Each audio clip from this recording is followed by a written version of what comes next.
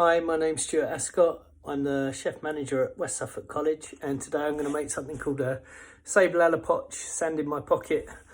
To anyone else, it's a pipe shortbread biscuit. Okay, so for today the recipe is 170 grams of plain flour with 10 grams of cocoa. I've got that here in a bowl. Got it ready with a sieve just to sieve it, make sure there's no lumps. I've got 160 grams of softened butter, and when I mean softened butter, it's really soft. I've left it out overnight, and then I've left it near to where I've cooked my dinner, so it's really super soft. And in there with that, I've got 65 grams of icing sugar. The other ingredient is just 30 grams of milk. Okay. Other things that you'll need for today, as they're piped biscuits, you need a piping bag. I've got a star nozzle. I've got a hand whisk, and a traditional Sable a la Poche will have a little cherry in the middle of it, so I've got some glacier cherries as well. And last of all, I've got a baking tray with a piece of greaseproof on. So what I'm going to do is I'm going to be creaming together the sugar and butter, add in the milk, and then folding in the flour and cocoa. I'm then going to be piping some biscuits. I'm going to be showing you some different shapes, and then after that I'm going to put them in the fridge, just let them rest so they're cool, so they'll hold their shape. And then after about half an hour I'm going to bake them, and then I'm going to show you some decorating, good fun things you can do with the kids. Okay. So I've got the nozzle just in the bottom of the piping bag just to prepare first, and I'm just going to put that inside a jug. That just means it frees my hands up when I want to put the mix in. Saves me trying to hold it with one hand and get all the mix in. So quickly, just to get the first job out the way, I've got my cocoa, my flour in there, and all I'm going to do is I'm just going to sieve it together. I'm just going to use the spoon because it'll make less mess in the bowl.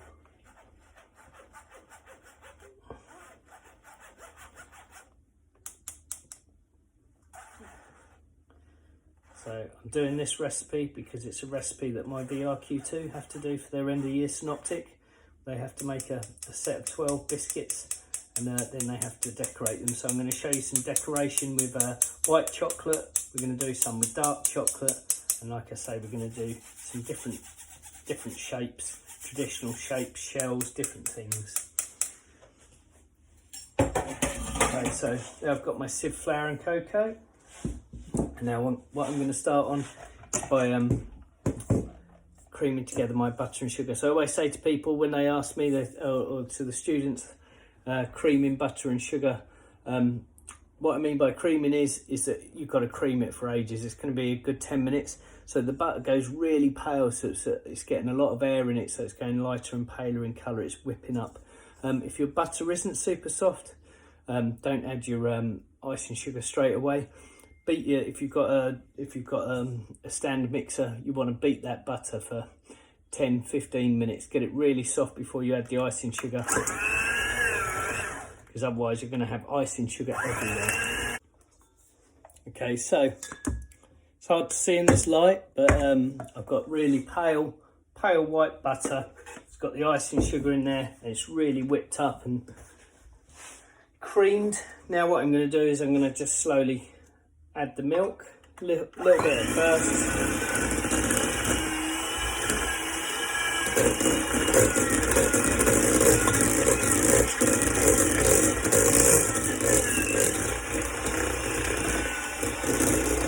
And I'll add the rest.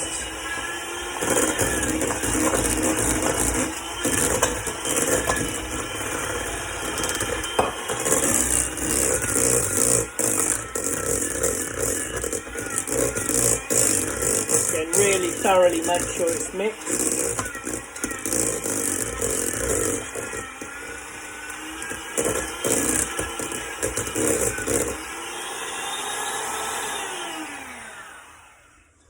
Okay. So finally, I'm going to fold in the cocoa and the flour.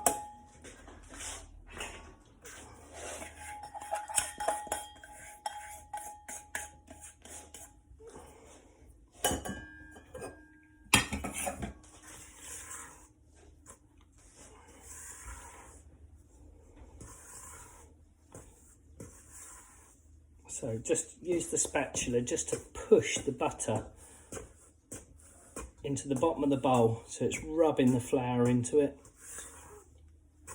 So we're mixing it.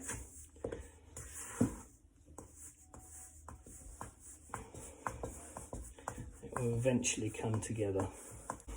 So I've got my mix there. It's hard to see in this light. I have to film late at night because we're in the evening, because otherwise the kids keep coming in and disturbing the recording. So put that into there, into the top. You see I've got nice free hands to do it.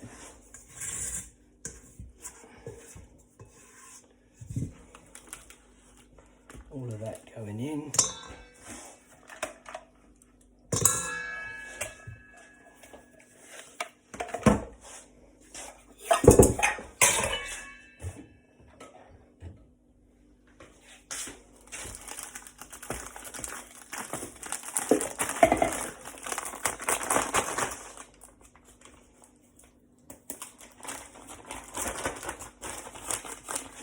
So I've got my mixture in there. What I'm just going to do, I'm going to quickly swing it around. Get the mixture all to the end of the bag. Got it.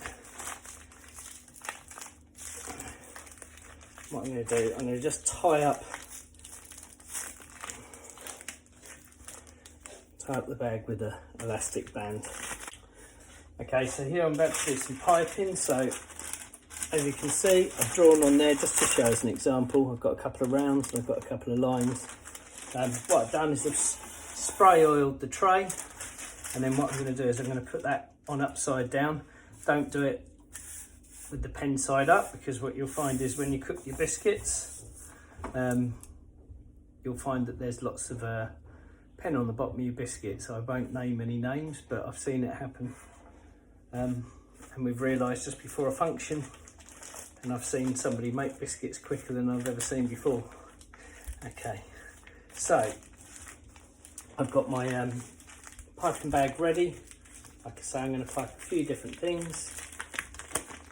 Now, when you're doing piping, it's really important that when you're applying the pressure, you're applying the pressure down, okay? So what I'm going to be looking at doing is I'm gripping it between my finger and thumb like that, and I'm twisting it around my finger. It's almost going to be like a tourniquet, where I'm pushing all the blood into this finger and holding it tight. And now I'm just twisting and twisting and twisting, so I can feel the bag getting tighter. And what's going to happen is it's now going to start coming from that end. So what I'm going to do is I'm going to start with doing some lines.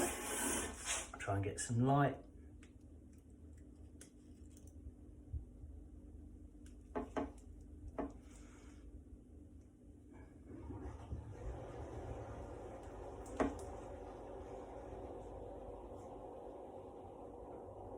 And push down at the end. So squeeze, try and make it even going along, slowly going along. And then when you get to the end, just push down. Okay, so I've got some lines. I'm going to try the rosettes. So if I start from the outside, go around to the middle. And again from there, around the outside.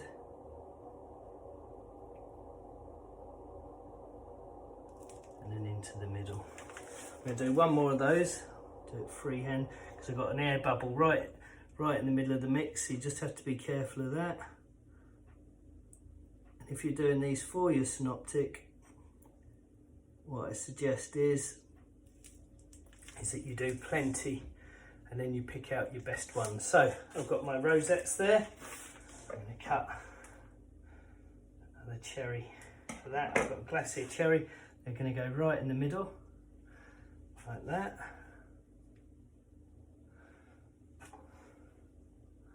For the traditional. Okay, I'm going to try some different ones. So I'm going to try a little backwards and forwards squiggle.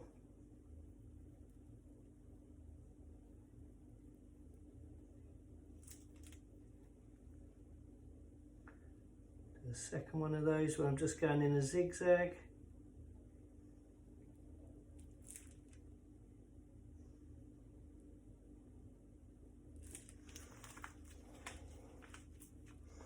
And I'll even try the shell. So repositioning, it's quite hard to show you because they're so small, but I'm just holding it, pushing out a big amount and then drawing it down. Do another one of those. So it's where I'm holding it in one place, squeezing it out so it's going large, and then just pull away. Do another one of those. So squeeze, squeeze, and then still pull, and then down. Okay, try another one. So I'm going to do almost like an S shape. So I'm going to start by going up and then down and around. Again, another S or an 8, whichever you want to call it.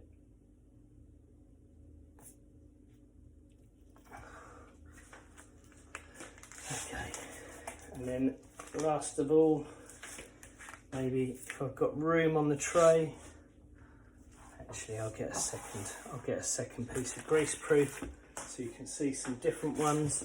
I'll just quickly show you those for a minute. So let's get into the light. So you can see I've got like just the long stems. I'll probably dip either end in chocolate. Anyone that used to go to the bakery when they're little used to see just the white the white shortbread biscuit with the dark chocolate on either end. I've got the zigzag effect there. I've got the shell. I've then got the rosette, and then I've got the S shape. Okay, so I'll quickly get another piece of greaseproof. I'll just show you some other shaping. So just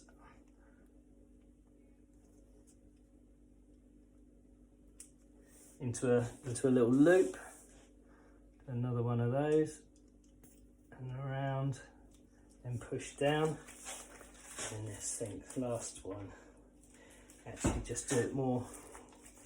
So get this. It'll be hard when you get to the end. Make sure. So I'm just going to do a really tight loop this time. It's getting tough now. So it's almost like a teardrop. I don't think I'm going to get much more out of it.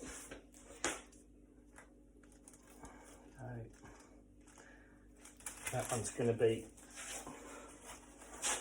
to be the chef's one for a taste, because that's just all the last bit that's in the piping bag. Okay, so we've got a loop there, we've got the teardrop shape, and then we've got the zigzags, the shells, the rosette, the S shape, and then the long finger. Okay.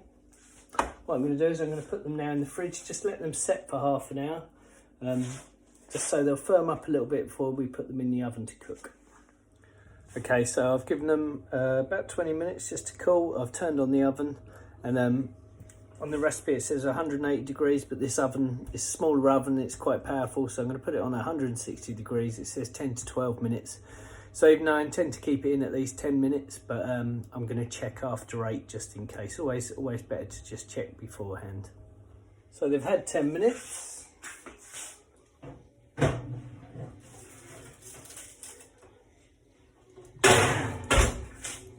I'm going to take them out. Now, it depends on the finish you want for them, but if you want to put sugar on them, it's best to sugar them as soon as they come out. That's what I'm going to do. I've got some vanilla sugar here, and I'm going to just sprinkle that in between, just like you would shortbread. So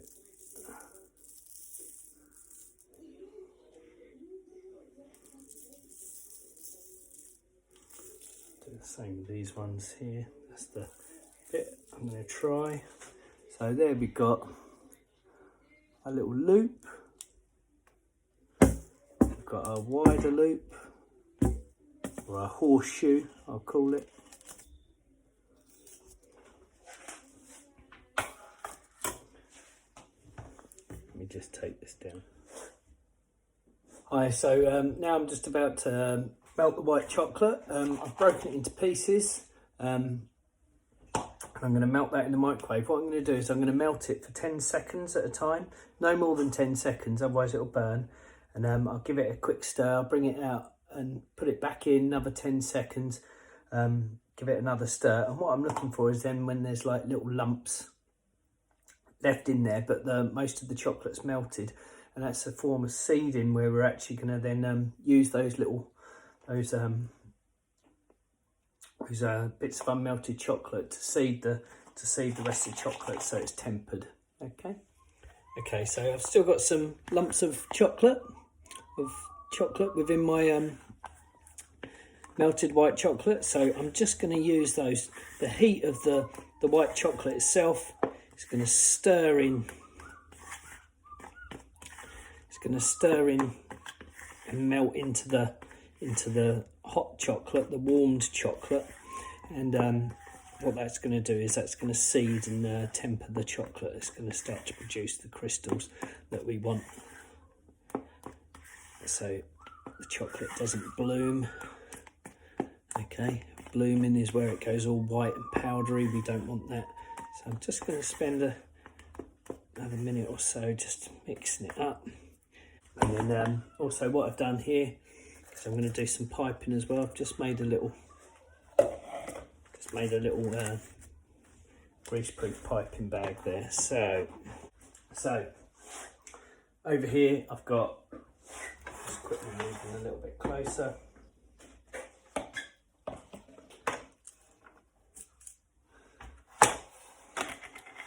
I've got the chocolate fingers, I've got the zigzags, and then I've got the S-shaped ones. Obviously, these are perfect size for the petit four if you're doing them for your synoptic. Same as the shells. That's the kind of size you want. You want them quite small. Some of the zigzags and things, they're a bit too big. They need to be piped slightly smaller than that. Okay, so I've got my white chocolate ready. And all I'm going to do, I'm going to just dip one side in. And I'm going to dip in the other side. The excess come off, and then straight on. Do the same again, both sides.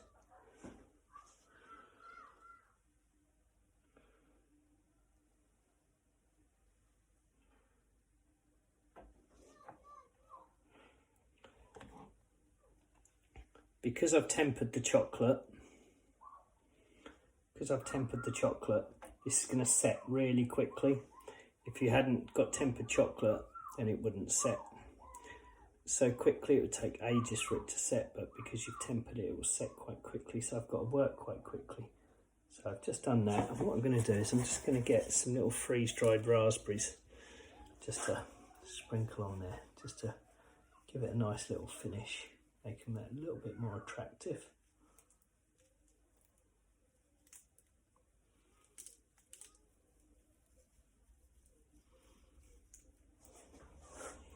Give a nicer finish.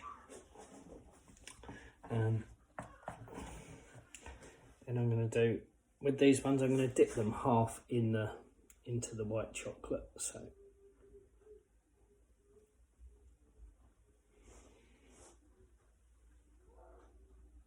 just like that. I know my little girls are really looking forward to trying these. So in one side, in the other. Then what I'll do with these S-shaped ones, I'm going to dip in one side here,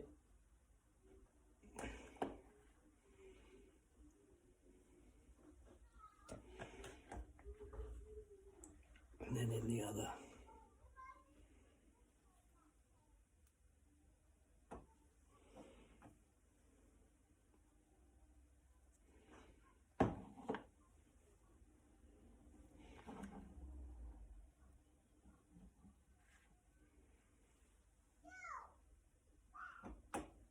Oops.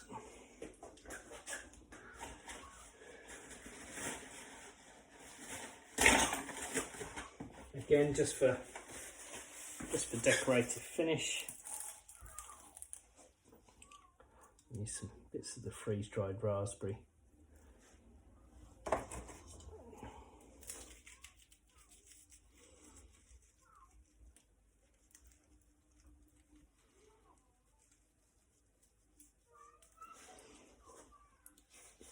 Other things you could do, you could just get a little bit of chocolate, maybe use a microplane, a really fine grater, and grate some little dark chocolate over the white chocolate. That would be really nice. Okay, so I'm just going to put a little bit of white chocolate into a piping bag. Just show you my last finish.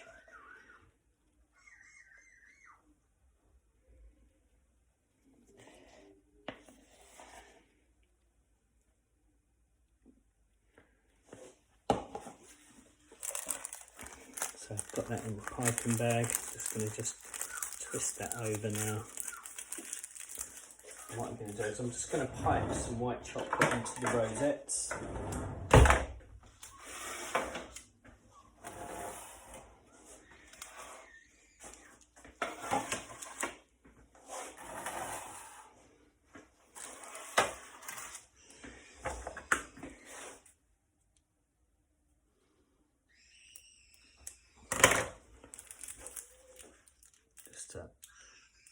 And always go past the biscuit just to make sure you get a full covering over the biscuit.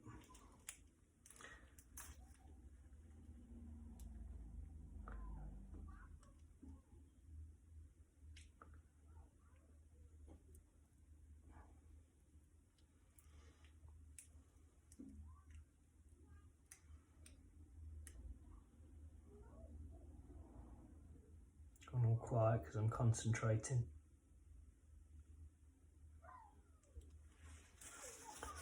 And there we have it.